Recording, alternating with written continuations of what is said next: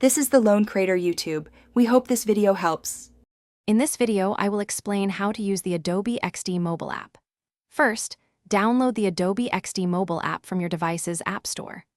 Once installed, sign in using your Adobe ID to seamlessly access your Creative Cloud documents. It's crucial that your Adobe XD project on your desktop is saved to Creative Cloud. This allows you to easily open and view your prototypes directly from your cloud files on your mobile device. Once your prototype is open, you can easily view and interact with it.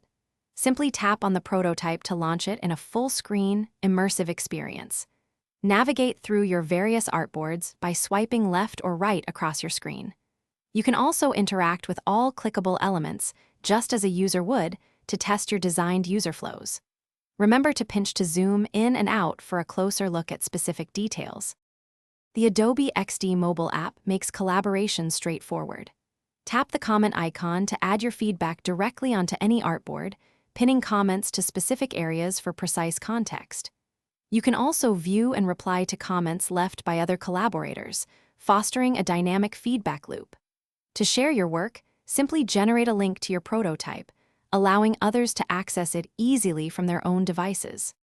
To maximize your experience, always use the full screen mode for an immersive user experience, mimicking a real app. For designers, connecting your mobile device to a computer allows for live previewing of your designs as you create them, a powerful feature. Remember to keep your Adobe XD mobile app updated to ensure you have the latest features and performance improvements. Finally, explore the app settings for personalized preferences and controls. Thanks for watching. Consider subscribing if we helped you.